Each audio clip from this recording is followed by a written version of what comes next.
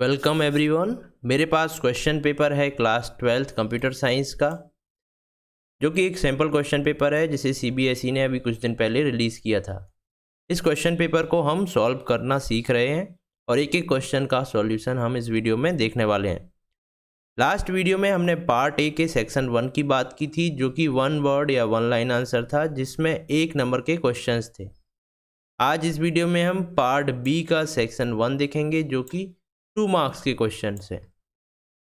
हम sample question paper को पहले ही एनालाइज कर चुके हैं। यदि आपने एनालिसिस वाली वीडियो नहीं देखी है, जिसमें हमने बात की थी कितने मार्क्स के कितने क्वेश्चंस आने वाले हैं और किस यूनिट से कितने मार्क्स का आपको एग्ज़ाम में आएगा, तो आप वो वीडियो डिस्क्रिप्शन में जाके देख सकते हैं। डिस्क्रिप्शन में मैंने उसकी लिंक दी हुई है। अभी तक हम 1 मार्क के क्वेश्चंस देख चुके हैं। आज हम बात करेंगे 2 मार्क्स के क्वेश्चंस की। तो ऐसे 10 क्वेश्चंस आने वाले हैं, तो आपके टोटल 20 मार्क्स 2 नंबर वाले क्वेश्चंस आपको देंगे। इन 10 क्वेश्चंस में से 8 क्वेश्चंस में कोई ऑप्शन नहीं रहेगा। 2 क्वेश्चंस में आपके पास आइदर और वाले ऑप्शंस रहेंगे। चलिए देखते हैं सारे क्वेश्चंस को। हम चलते हैं पार्ट बी के सेक्शन 1 पर। तो यहाँ पर हम आ चुके हैं पार्ट बी के सेक्शन 1 में। सेक्शन 1 में यहाँ पर जितने भी क्वेश्चंस रहेंगे सारे 2 मार्क्स के हैं, और 2 क्वेश्चंस ऐसे रहेंगे जिसमें आपके पास और में चॉइसेस रहेंगी। एक ये रहा और एक ये 25th और 27th नंबर का क्वेश्चन है, जिसमें और वाले ऑप्शंस हैं। टोटल हमारे पास यहाँ पर 33 क्वेश्चंस तक 2 मार्क्स वाले क्वेश्चंस हैं। तो इन सारे क्वेश्चंस को इस वीडियो में हम देखने वाले हैं। चलिए स्टार्ट करते हैं विथ 24th नंबर क्वेश्चन से। ये बोल रहा है एवेल्यूएट दी फॉलोइंग एक्सप्रेशन। तो इस एक्सप्रेशन को मुझे एवेल्यूएट करके आंसर बताना है। तो यहाँ पर आपको यूज़ करना पड़ेगा ऑपरेटर प्रेसिडेंस का। तो आपको पता रहना चाहिए कि पाइथन में ऑपरेटर प्रेसिडेंस क्या रहता है। तो चलिए इसको हम सॉल्व करते हैं और देखते हैं कि इसका आंसर कैसे निकलेगा। तो ये मेरे पास एक एक्सप्रेशन है। इसमें आप जानते हैं कि ये मल्टीप्लिकेशन है, ये फ्लोर डिवीज़न है, ये एक्सपोनेंशिएशन है, ये एडिशन और ये सब्सट्रैक्शन है। इन सारे ही ऑपरेटर्स में मल्टीप्लिकेशन और फ्लोर डिवीज़न का प्रेसिडेंस सेम रहता है। सबसे ज़्यादा प्रेसिडेंस होता है एक्सपोनेंशिएशन का, जो कि पावर सिंबल है। फिर होगा मल्टीप्लिकेशन और फ्लोर डिवीज़न का, उसके बाद प्लस और माइनस का। प्लस माइनस का भी प्रेसिडेंस सेम रहता है।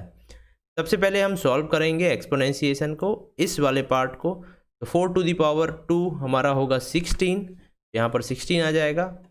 अब सॉल्व होंगे मल्टीप्लिकेशन और फ्लोर डिवीज़न। तो मल्टीप्लिकेशन और फ्लोर डिवीज़न दोनों ही सेम प्रेसिडेंस के हैं। तो यहाँ पर हमको ऑपरेटर एसोसिएटिविटी का यूज़ करना पड़ेगा, जो कि बोलता है लेफ़्ट टू राइट सॉल्व करना पड़ेगा आपको सारे ही ऑपरेटर्स को जिनका प्रेसिडेंस सेम है। तो सबसे पहले सॉल्व होगा मल्टीप्लिकेशन, तो यहाँ पर आ जाएगा 18। उसके बाद सॉल्व होगा फ्लोर डिवीज़न। फ्लोर डिवीज़न यहाँ पर 5 3 जा 15 है, तो यहाँ 3 आ जाएगा। उसके बाद प्लस एंड माइनस सॉल्व होंगे। प्लस माइनस में भी लेफ़्ट टू राइट हम सॉल्व करेंगे। तो लेफ़्ट टू राइट सॉल्व करने पर लेफ़्ट में पहले ये सॉल्व होगा। 18 + 3 21, 21 - 8, तो मेरे पास आंसर आएगा 13। तो मेरा आंसर होगा 13। इस वाले एक्सप्रेशन का आंसर 13 आना चाहिए। इसको हम पाइथन में एग्जीक्यूट करके भी देख लेते हैं। तो पाइथन कमांड प्रॉम्प्ट में मैं इस कमांड को एग्जीक्यूट करूँगा, तो आप देख सकते हैं मेरा आंसर 13 आया। सिमिलरली इस वाले एक्सप्रेशन को भी मैं एग्जीक्यूट करूँगा। तो पहले हम देख लेते हैं सॉल्व कैसे होगा। यहाँ पर भी ऑपरेटर प्रेसिडेंस यूज़ होगा। आपको पता है कि ये भी ऑपरेटर्स हैं, ग्रेटर देन लेस देन वाले सिंबल्स, और ये लॉजिकल ऑपरेटर्स हैं। तो सबसे ज़्यादा प्रेसिडेंस इन सारे ऑपरेटर्स में कंपैरिजन ऑपरेटर का होता है, उसके बाद लॉजिकल ऑपरेटर्स का होता है। लॉजिकल ऑपरेटर्स में भी सबसे ज़्यादा प्रेसिडेंस नॉट का होता है, फिर एंड का, उसके बाद और का। तो ये है precedence of all the operators in this expression. सबसे पहले यहाँ पर ग्रेटर देन वाला सिंबल सॉल्व होगा, तो यहाँ ग्रेटर देन वाला, इसमें यहाँ पर एक्सप्रेशन में 10 इज़ ग्रेटर देन 15 में ट्रू आ जाएगा, यहाँ पर 7 इज़ ग्रेटर देन 12 में फॉल्स आ जाएगा, 18 इज़ ग्रेटर देन 13 में ट्रू आ जाएगा। तो सबसे पहले हमने इस वाले ऑपरेटर को सॉल्व कर लिया। अब सॉल्व होगा not operator. So not operator ये रहा, तो नॉट ट्रू की जगह अब आ जाएगा फॉल्स। अब नॉट ऑपरेटर हमने सॉल्व कर लिया, अब सॉल्व होगा and operator. So and operator ये रहा, ट्रू एंड फॉल्स में आंसर आएगा फॉल्स, और फॉल्स का आंसर आएगा फॉल्स। तो ये मेरा आंसर रहा। इसको मैं एग्जीक्यूट करके भी देख लेता हूँ कि आंसर क्या आता है। आप देख सकते हैं यहाँ पर आंसर आया है फॉल्स। फर्स्ट एक्सप्रेशन का आंसर 13 है, सेकंड का फॉल्स है, तो ये आपको देगा 2 मार्क्स। अब हम देखते हैं नेक्स्ट क्वेश्चन जो कि है 25th क्वेश्चन। इसमें आइदर और करके 2 चॉइसेस हैं। इसमें दोनों चॉइसेस में से आपको कोई एक आंसर क्वेश्चन अटेम्प्ट करना है अपने फाइनल एग्ज़ाम में। जो भी आपको बेस्ट आ रहा हो उसको आप अटेम्प्ट कीजिए। मैं यहाँ पर दोनों ही क्वेश्चंस के आंसर कराने वाला हूँ, क्योंकि हम यहाँ पर क्वेश्चन पेपर का सॉल्यूशन देख रहे हैं। तो फर्स्ट क्वेश्चन को हम देखते हैं। ये बोल रहा है differentiate between virus and worm in context of networking and data communication threat. तो नेटवर्किंग और डेटा कम्युनिकेशन थ्रेट के कॉन्टेक्स्ट में मुझे वायरस और वर्म में डिफरेंस बताना है। तो आपको पता होगा वायरसेस हमारे कंप्यूटर में तब लगते हैं जब हम किसी प्रोग्राम को एग्जीक्यूट करते हैं। इसका मतलब जब हम किसी .exe फाइल को रन करते हैं तो वायरस हमारे कंप्यूटर में आ जाते हैं। वर्म सेल्फ रिप्लिकेट होते हैं, ये भी एक टाइप के वायरस हैं, लेकिन इनमें कैपेबिलिटी होती है कि ये सेल्फ रिप्लिकेट कर सकते हैं, एक कंप्यूटर से दूसरे कंप्यूटर में अपने आप से ही फैल सकते हैं। लेकिन वायरस तब तक नहीं एक कंप्यूटर को इफेक्ट करता जब तक हम किसी करप्टेड प्रोग्राम को चलाएं ना। जैसे मेरे पास कोई exe फाइल है, यदि मैं उसको रन करता हूं और वो करप्टेड है, तब मेरे कंप्यूटर में वायरस आ सकते हैं। लेकिन वर्म को कंप्यूटर को डैमेज करने के लिए किसी भी सॉफ्टवेयर की ज़रूरत नहीं पड़ती, वो खुद से सेल्फ रिप्लिकेट होके फैल सकता है।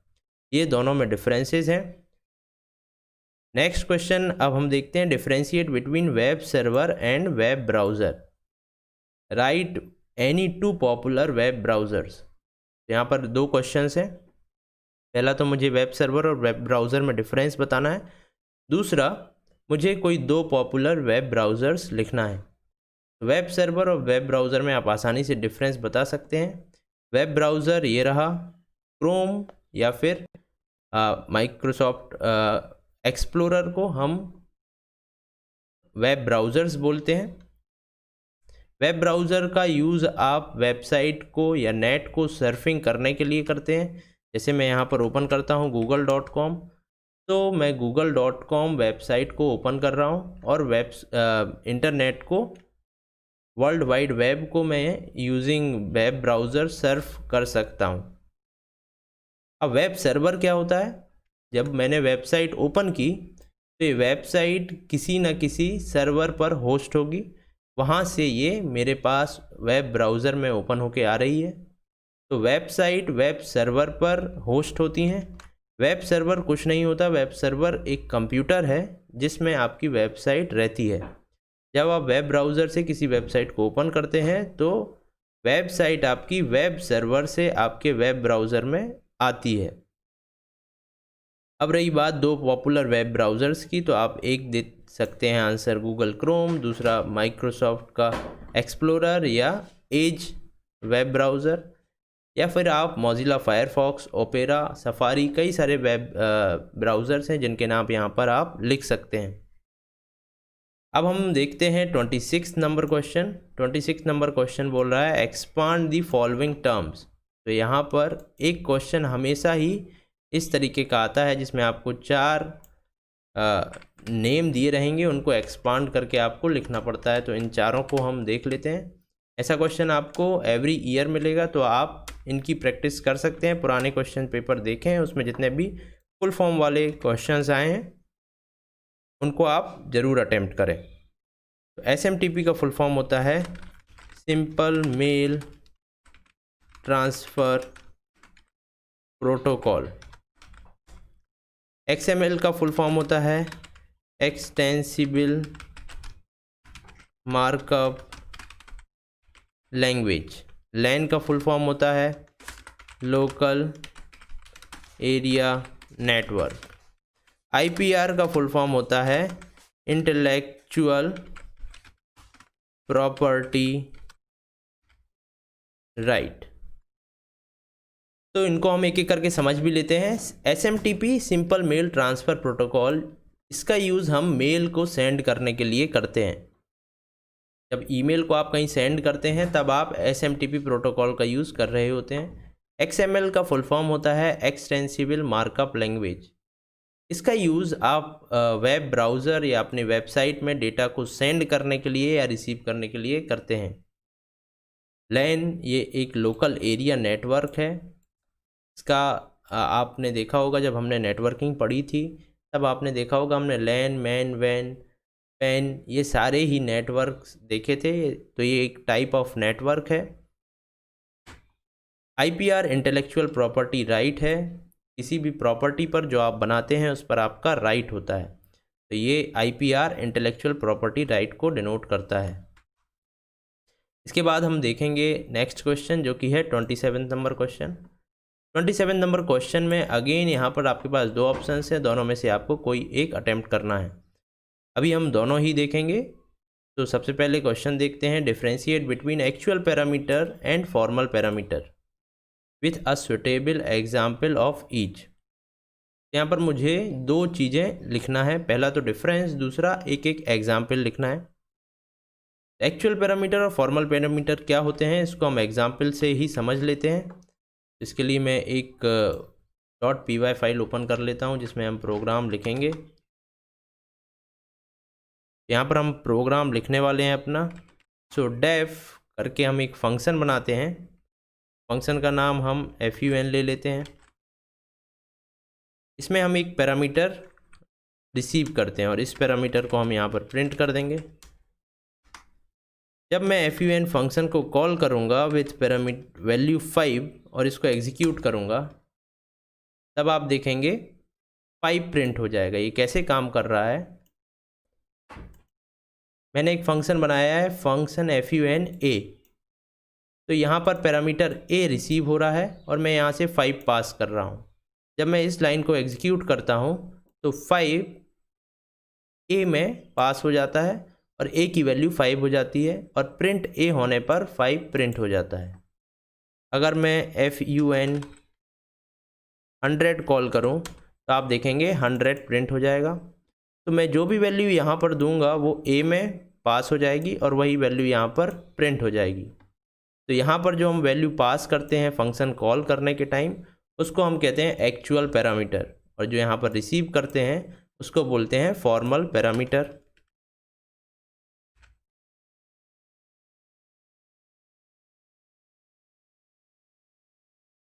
तो ये थे एक्चुअल एंड फॉर्मल पैरामीटर। हमने एक एग्जाम्पल भी देख लिया, ये एक छोटा सा एग्जाम्पल है जिसको आप अपने एग्जाम में लिख सकते हैं।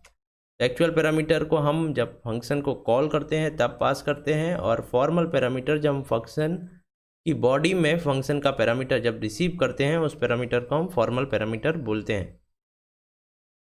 नेक्स्ट क्वेश्चन है, explain the use of global keyword used in function with the help of suitable example. यहाँ पर भी आपको दो चीज़ करना है, ग्लोबल कीवर्ड के बारे में आपको बताना है व्हाट इज़ ग्लोबल कीवर्ड, उसके बाद आपको एक एग्जाम्पल लिखना है यूजिंग ग्लोबल कीवर्ड। तो आपको यहाँ पर एक हिंट भी दी गई है, ग्लोबल कीवर्ड आपको जो फंक्शंस में यूज़ होते हैं उसके बारे में बताना है।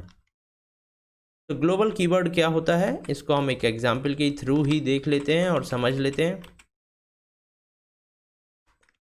जैसे मैं यहाँ पर a की वैल्यू 20 लिखता हूँ, यहाँ पर मैं प्रिंट a करता हूँ और यहाँ से फंक्शन को कॉल करता हूँ। यहाँ पर मैं कोई पैरामीटर नहीं ले रहा हूँ, यहाँ से फंक्शन को कॉल कर रहा हूँ। जब मैं इसको एग्जीक्यूट करूँगा तब आप देखेंगे 20 प्रिंट हो जाएगा, क्योंकि यहाँ पर ये जो a की वैल्यू है 20 मैंने यहाँ दी हुई है। अगर मैं यहाँ पर a की वैल्यू 30 करता हूँ और फिर यहाँ पर a को प्रिंट करता हूँ, तब आप देखेंगे कि अब a की वैल्यू 30 प्रिंट हो रही है। इसका मतलब जो मैं अंदर वैल्यू दे रहा हूँ वो यहाँ पर प्रिंट हो रही है। लेकिन यदि मैं बाहर फिर से a प्रिंट करता हूँ और फिर एग्जीक्यूट करता हूँ, यहाँ पर मैं लिख भी देता हूँ इनसाइड फंक्शन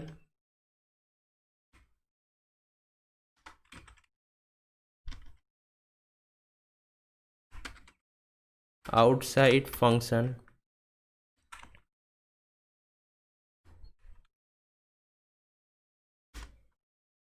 तो आप देख सकते हैं आउटसाइड फंक्शन वैल्यू 20 है और इनसाइड फंक्शन वैल्यू 30 है।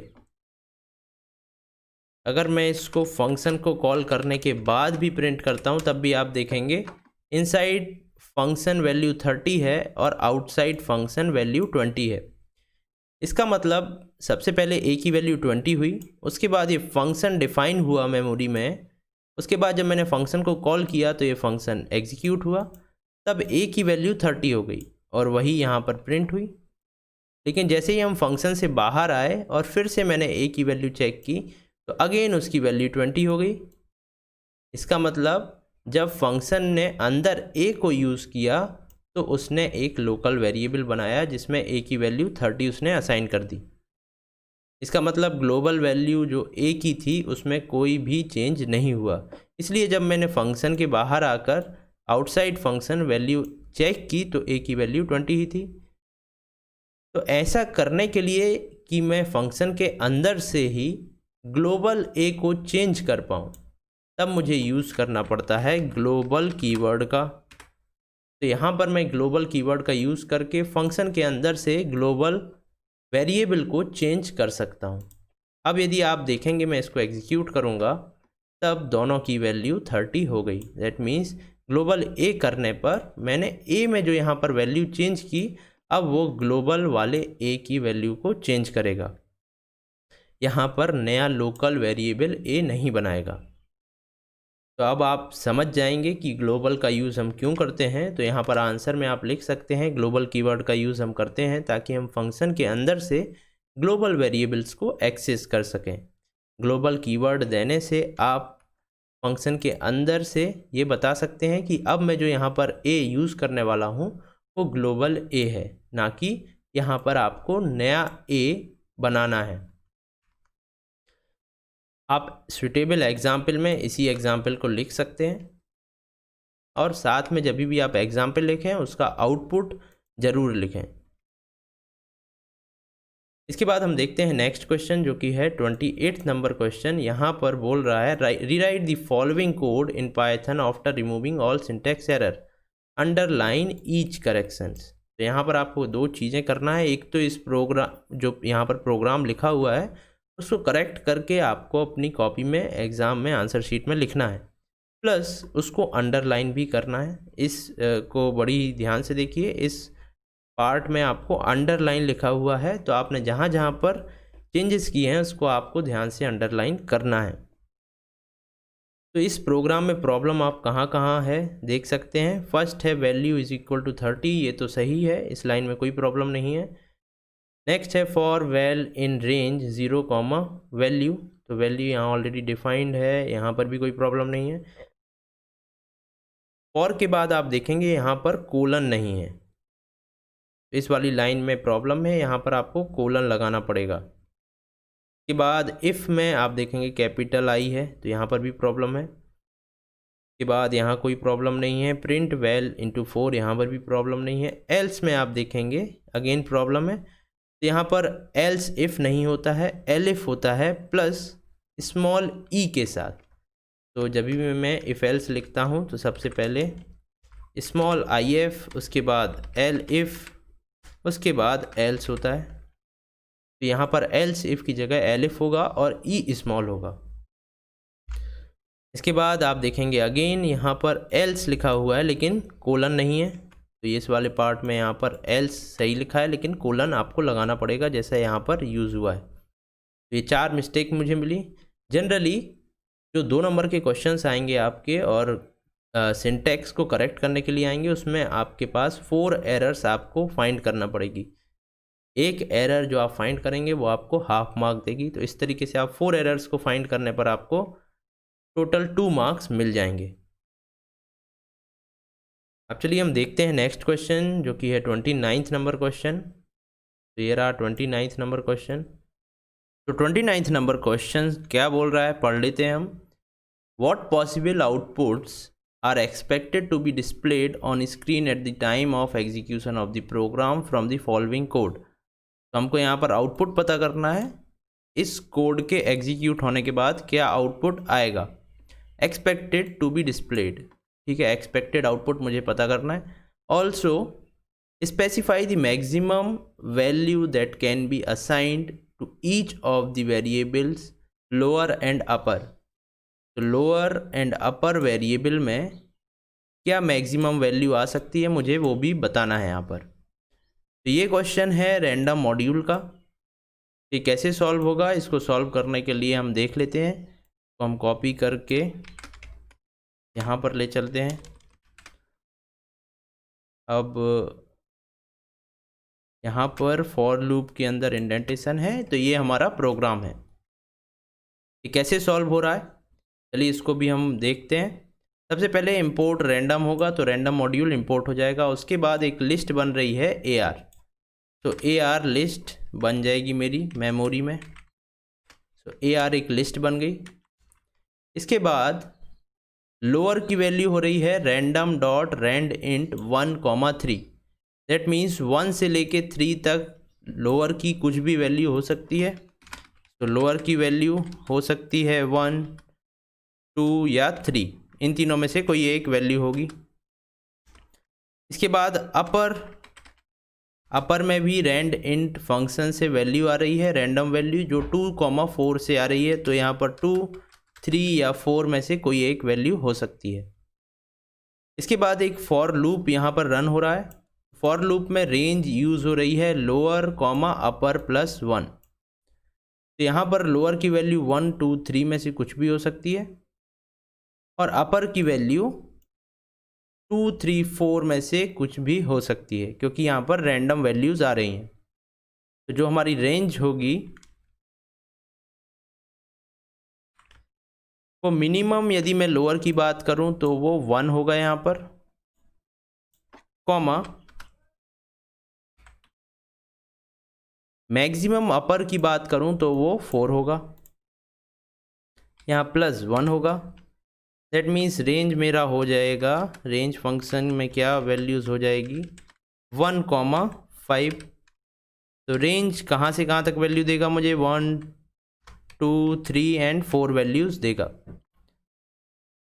मैक्सिमम 1, 2, 3, 4 दे सकता है। इसके अलावा यदि लोअर की वैल्यू 2 रहती है तो यहाँ 2 हो जाएगा, 3 रहती है तो यहाँ 3 हो जाएगा। अपर की वैल्यू भी अकॉर्डिंगली चेंज होगी, यहाँ पर 2, 3 या 4 कुछ भी हो सकता है। तो हमने मैक्सिमम अज्यूम कर लिया कि ये वैल्यूज़ होंगी। इसके बाद प्रिंट ARR के यहाँ पर हो रहा है, के की वैल्यू 1, 2, 3, 4। यदि मैं मिनिमम और मैक्सिमम यहाँ लेता हूँ तो 1, 2, 3, 4 होगी।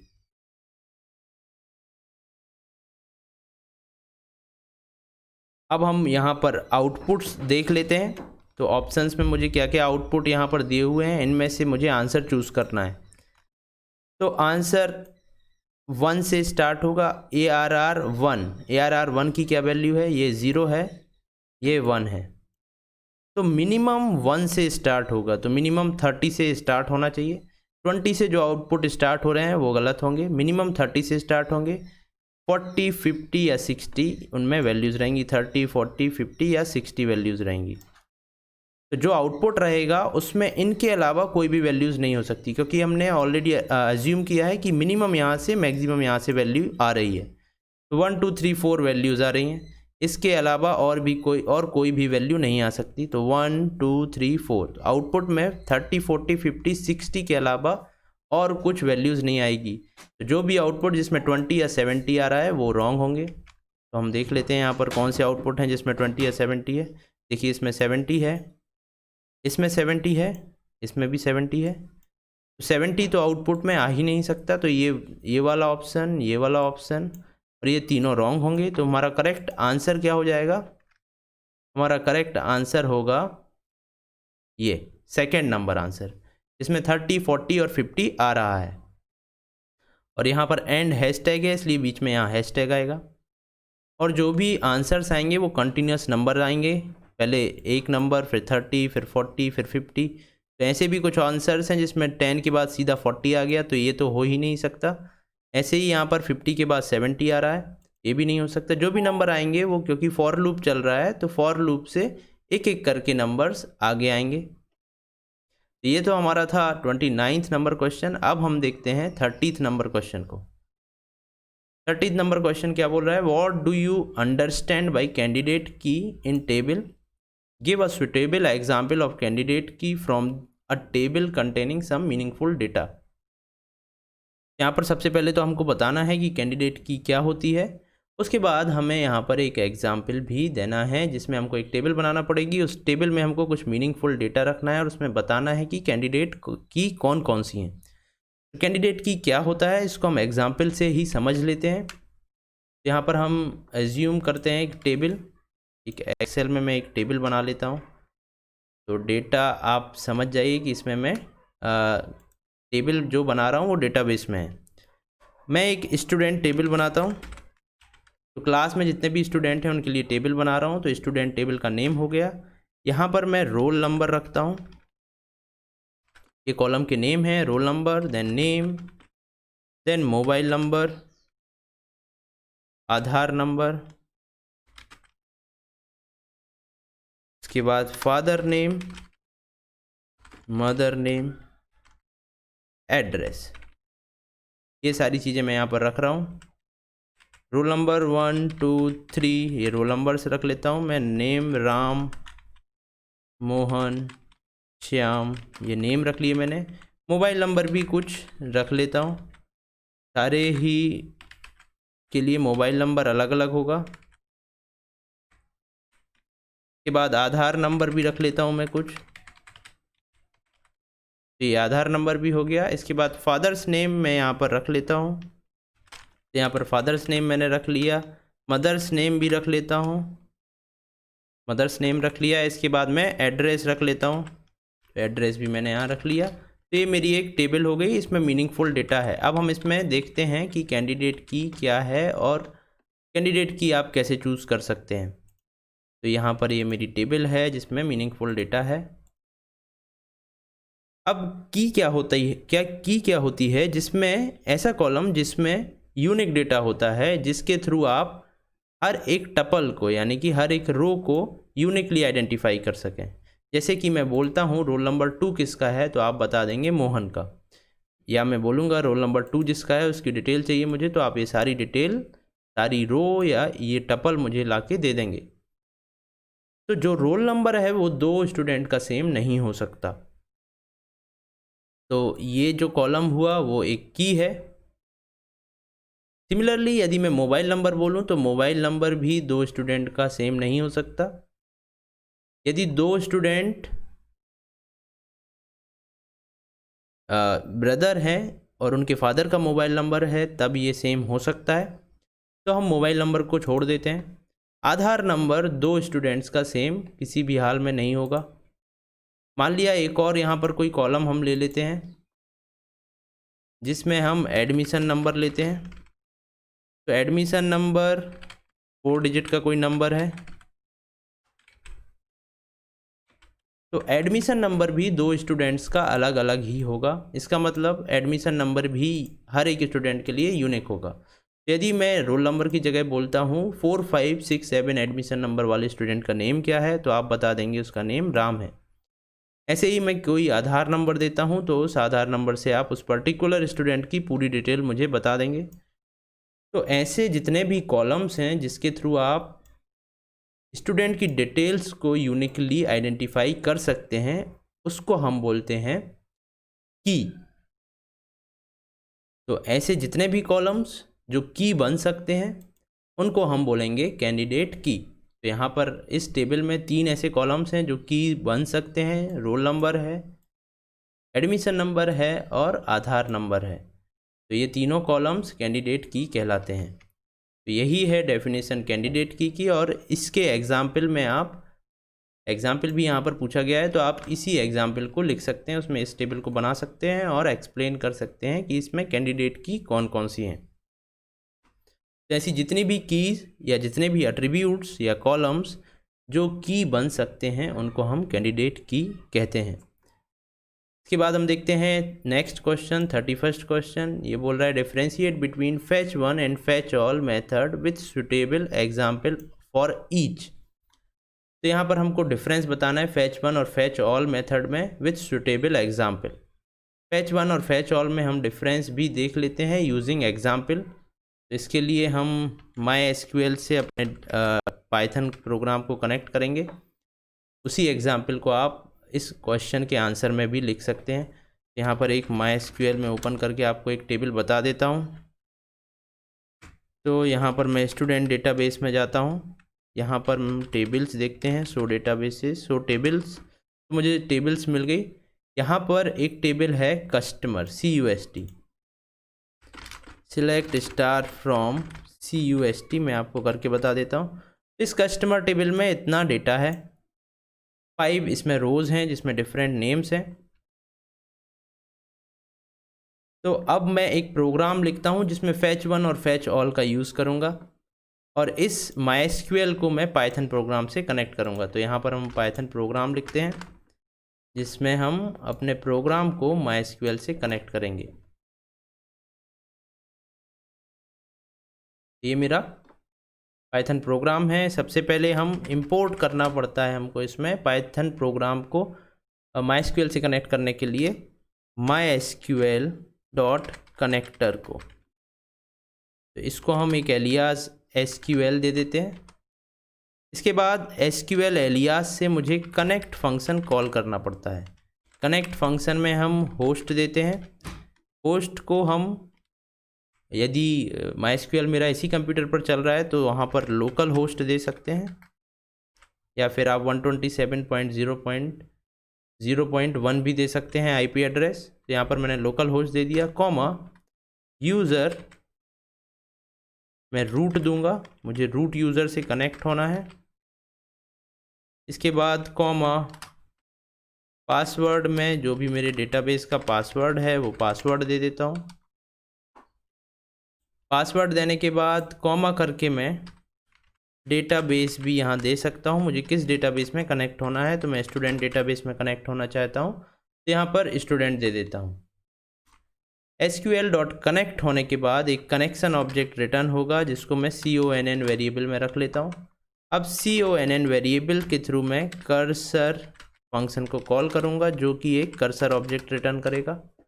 इस कर्सर ऑब्जेक्ट का यूज़ करके मैं अपनी क्वेरीज़ को डेटाबेस में एग्जीक्यूट कर सकता हूँ। जैसे मैं C डॉट एग्जीक्यूट करूँ सेम क्वेरी जो हमने यहाँ पर एग्जीक्यूट करी थी, सिलेक्ट स्टार फ्रॉम CUST। तो यहाँ पर मैं उस क्वेरी को लिख देता हूँ। इसके बाद मैं CONN डॉट क्लोज कर देता हूँ। इसको हम एग्जीक्यूट करके देखते हैं प्रोग्राम चलता है या नहीं। तो यहाँ पर MySQL डॉट कनेक्टर को इंपोर्ट करेगा प्रोग्राम और एग्जीक्यूट हो गया। आप देखिए कोई एरर नहीं आई। दैट मीन्स ये प्रोग्राम सक्सेसफुली चल रहा है। अब आती है बात fetch all and fetch one की।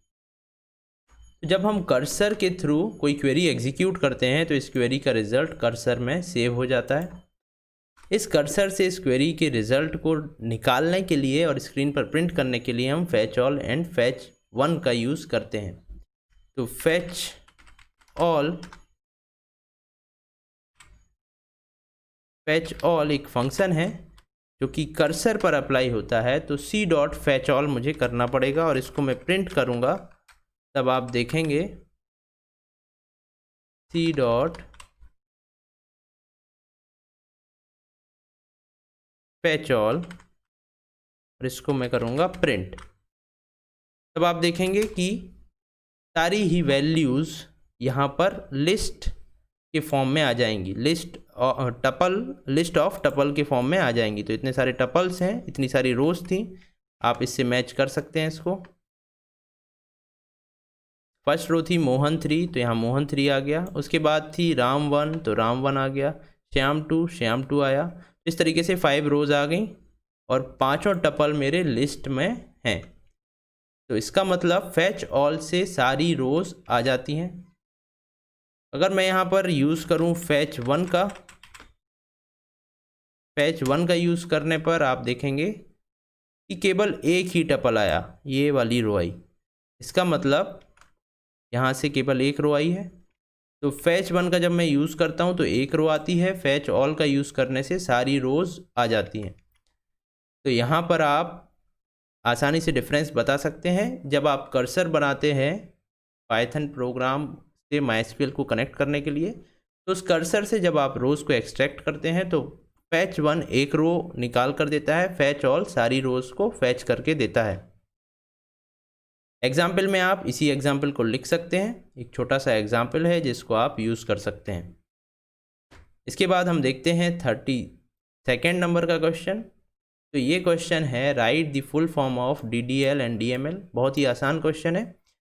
उसके बाद बोल रहा है right any 2 commands of DML in SQL। So DML commands, 2 commands मुझे बताना है। बहुत ही आसान क्वेश्चन है। DDL का फुल फॉर्म होता है डेटा डेफिनेशन लैंग्वेज, तो हम यहाँ पर लिख सकते हैं DDL एंड DML। DDL का फुल फॉर्म होता है डेटा डेफिनेशन लैंग्वेज, DML का फुल फॉर्म होता है डेटा मैनिपुलेशन लैंग्वेज।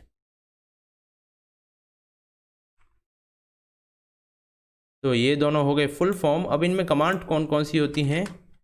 DDL में होती है create, alter, drop, rename. DML में होती है सिलेक्ट, इंसर्ट, अपडेट, डिलीट। तो ये सारी कमांड्स होती हैं। इन कमांड्स में से आपको DML कमांड्स लिखना है और DML कमांड में भी आपको कोई 2 DML कमांड्स यहाँ पर बताना है। तो इन 4 में से आप कोई 2 लिख सकते हैं। सिलेक्ट, इंसर्ट, अपडेट, डिलीट, ये सारी ही DML कमांड्स हैं जो कि डेटा को मैनिपुलेट करने के लिए यूज़ होती हैं। DDL कमांड्स आपकी डेटा को डिफाइन करने के लिए यूज़ होती हैं। जैसे आपको टेबल का स्ट्रक्चर बनाना है, टेबल के स्ट्रक्चर में कोई चेंज करना है, या फिर आपको टेबल के कॉलम का डेटा टाइप चेंज करना है, टेबल का नेम या कॉलम का नेम चेंज करना है, तब आप DDL कमांड्स का यूज़ करते हैं। चलिए अब देखते हैं हम 33 नंबर क्वेश्चन को, जो कि ये रहा। तो यहाँ पर बोल रहा है find and right the output of the following Python code. तो यहाँ पर एक पाइथन कोड दिया हुआ है जिसका आउटपुट मुझे लिखना है। तो क्या करता हूँ, मैं इसको कॉपी कर लेता हूँ और इसको हम टेक्स्ट एडिटर में लेके चलते हैं। तो टेक्स्ट एडिटर में इसको लेके मैंने पेस्ट कर दिया। तो यहाँ पर ये प्रोग्राम पेस्ट हो गया। अब मुझे इसका आउटपुट निकालना है। तो यहाँ पर मेरे पास एक फंक्शन है डिस्प्ले, जिसको मैं यहाँ पर कॉल कर रहा हूँ। तो यहाँ पर हम इस फंक्शन को कॉल कर रहे हैं और ये फंक्शन यहाँ पर डिफाइन है। तो पाइथन इसको एग्जीक्यूट कैसे करेगा? पाइथन इसको एग्जीक्यूट लाइन बाय लाइन करेगा। तो सबसे पहले फर्स्ट लाइन पर जाएगा तो उसको डेफ डिस्प्ले मिलेगा, तो एक डिस्प्ले फंक्शन मेमोरी में बना लेगा। उसके बाद पाइथन इस लाइन पर आएगा तो यहाँ पर देखेगा ये फंक्शन कॉल है, डिस्प्ले फंक्शन यहाँ पर कॉल होगा और उसमें पैरामीटर पास हो रहा है फन पाइथन 3.0। तो फन पाइथन 3.0 str में असाइन हो जाएगा। तो ये वाला str वेरिएबल असाइन हो जाएगा फन पाइथन से। अब Python control line by line program को एग्जीक्यूट करेगा। इसमें फर्स्ट लाइन पर m की वैल्यू एम्प्टी स्ट्रिंग है, तो m की वैल्यू एम्प्टी स्ट्रिंग हो जाएगी। उसके बाद पाइथन कंट्रोल जाएगा नेक्स्ट लाइन पर। नेक्स्ट लाइन पर एक लूप है, तो सारा का सारा लूप यहाँ से लेके यहाँ तक एग्जीक्यूट होगा और यहाँ पर इफ़ एलिफ में कंडीशनल स्टेटमेंट्स में m की वैल्यू चेंज हो रही है, तो ये m की वैल्यू चेंज होगी और लास्ट में जब फॉर लूप पूरा चल जाएगा तो m की वैल्यू प्रिंट हो जाएगी। यही मेरा आउटपुट होगा। इसको हम एक एक करके एग्जीक्यूट करके देख लेते हैं।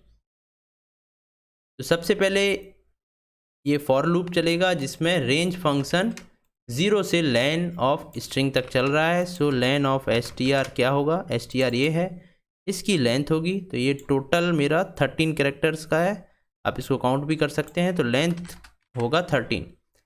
और फॉर लूप मेरा चलेगा 0 से लेके 13 तक, यानी कि फॉर लूप चलेगा 0 से लेके 12 तक।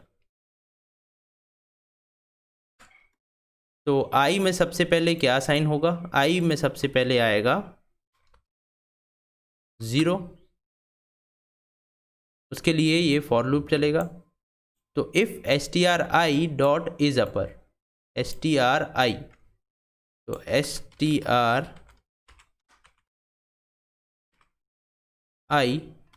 की वैल्यू अभी हमारी क्या है 0, तो i की वैल्यू 0 होगी। तो str0 क्या है, str0 f है। तो सबसे पहले चेक होगा कि ये f इज अपर है या नहीं। तो f इज अपर है, इसका मतलब अब ये इफ स्टेटमेंट के अंदर जाएगा और m की नई वैल्यू क्या साइन हो रही है, m plus stri dot lower. stri यानी कि str0 जो कि कैपिटल F है, यहाँ पर कैपिटल F डॉट लोअर होगा और m is equal to m plus हो रहा है, m की वैल्यू अभी क्या है, m की वैल्यू है एम्प्टी स्ट्रिंग, तो यहाँ पर एम्प्टी स्ट्रिंग आएगा और उसमें f डॉट लोअर हो जाएगा। f डॉट लोअर होने पर अब इसकी वैल्यू हो जाएगी स्मॉल f। अब नेक्स्ट यहाँ पर एलिफ पर नहीं जाएगा कंट्रोल, एल्स पर नहीं जाएगा, i की अगेन वैल्यू चेंज होगी 1, फिर से लूप यहाँ पर से चेंज होगा और यहाँ पर आएगा। फिर चेक होगा stri डॉट इज अपर। तो अब stri की वैल्यू क्या हुई, stri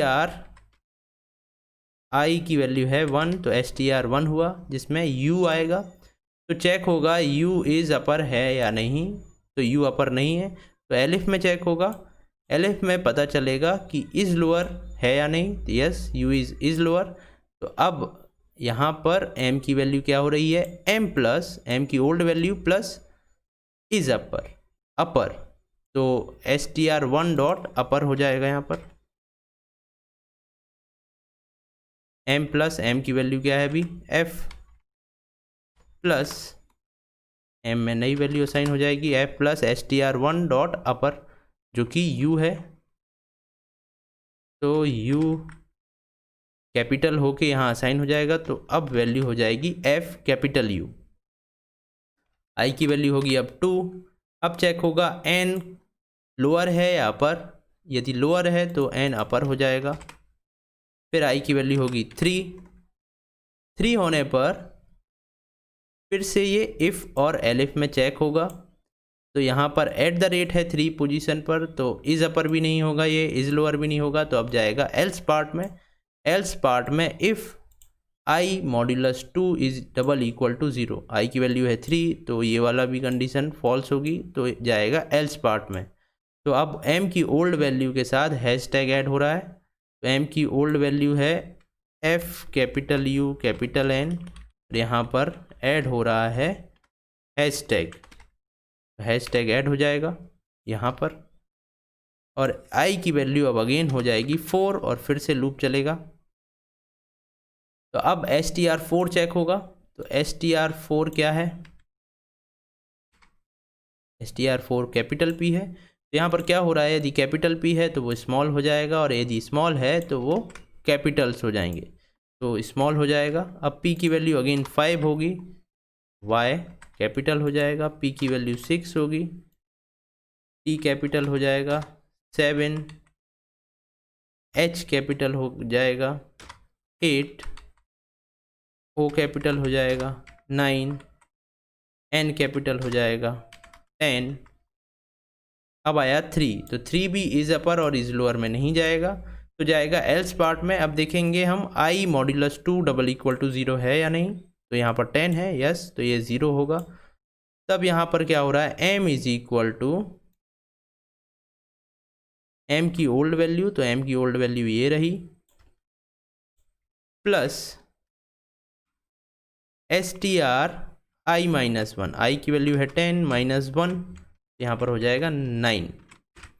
तो 9th पोजीशन पर क्या है, 3 4 5 6 7 8, ये 0 से स्टार्ट होगा, 0 1 2 3 4 5 6 7 8 9, 9th नंबर पर है n, तो यहाँ पर n ऐड हो जाएगा, यहाँ पर आ जाएगा स्मॉल n, तो ये फन पाइथन के साथ स्मॉल n ऐड हो जाएगा। अब अगेन इसकी वैल्यू होगी 11, ले जाएगा डॉट पर, डॉट भी इज अपर और इज लोअर में नहीं आएगा, तो वो जाएगा एल्स पार्ट में। एल्स पार्ट में अगेन चेक होगा, i modulus 2 is equal to 0, तो ये 11 होने पर ये कंडीशन फॉल्स हो जाएगी। तो अगेन अब हैशटैग ऐड हो जाएगा, इसके साथ ओल्ड वैल्यू के साथ हैशटैग ऐड हो जाएगा, ये ओल्ड वैल्यू ये थी, इसके साथ हैशटैग ऐड हो गया, कॉन्केटिनेशन हुआ। इसके बाद i की वैल्यू होगी 12 और ये लास्ट वैल्यू होगी, क्योंकि फॉर लूप मेरा चलना था 0 से लेके 12 तक।